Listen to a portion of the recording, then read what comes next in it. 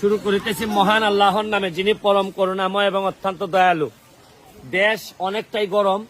শুক্রবার বিভিন্ন জায়গায় দেখা যাচ্ছে যে গরম অবস্থা বিরাজ করতেছে, কিন্তু আমার এলাকায় ঠিকই কিন্তু দেখেন 57তম ব্রিজ আজকে উদ্বোধন করতেছি।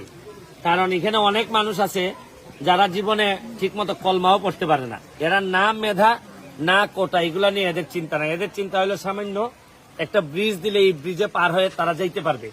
দেখেন আপনি এই যে আজকের এই ব্রিজটা করাতে আমার এলাকায় এই পর্যন্ত মনে হয় 37 থেকে 38টা ব্রিজ আমি এই মাত্র 6 মাসে আমি উদ্বোধন করতে পারছি। এটা আমার জন্য একটা বড় পাওয়া।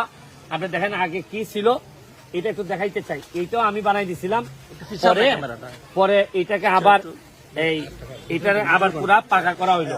পানির স্রোতটা দেখেন, এখানে কত মানুষের যে কষ্ট হইতো।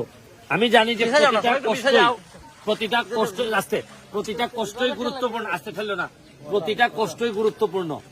যে জায়গায় মানুষ কষ্ট পাচ্ছে এইটাই আমরা মনে করি যে এইটাই আমাদের অ্যাড্রেস করা বা অ্যাটেনশন দেওয়া উচিত।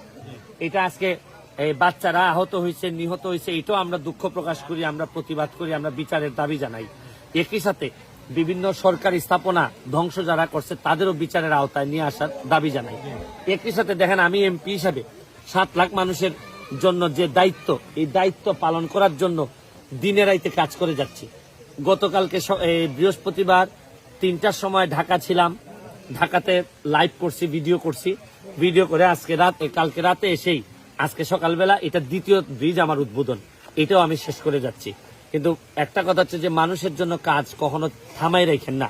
হয়তো আমি রাইট হইতে পারি, আমি রং হইতে পারি, কিন্তু একটা জিনিস আমি বুঝি যে মানুষের কষ্ট নিবারণের জন্য কাজ করলে এটার পুরস্কার স্বয়ং রাব্বুল আলামিন দেন। আচ্ছা ভাই, দেশের শান্তির জন্য আপনি কেন এমপি পদ সরে যেতে বলছিলেন? না, আমি বলছি যে যদি এমন কোনো পরিস্থিতি হয় যে আমার এমপি পদ থেকে সরে গেলে দেশে শান্তি আসবে বা দেশের মানুষের উন্নতি হবে, আমি এটা বুঝাইতে চাচ্ছি যে কোনো পদের জন্য আমি কোনো পক্ষ অবস্থান নেওয়া বা না নেওয়ার বিষয়টা না।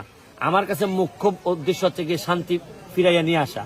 এটার জন্য আমি ব্যক্তিগতভাবে কতটা জলাঞ্জলি দিতে পারি, কতটা ছাড়তে পারি, এটার একটা উদাহরণ আপনাদের সামনে তুলে ধরতে চাই। ধরেন আমি বললাম যে ভাই আমি সবই চাই, কিন্তু আমার এমপি পদটা কোনোভাবে ছাড়বো না। আমি এই রকম লোক আমি না। আমার কথা হচ্ছে যে ভাই শান্তির জন্য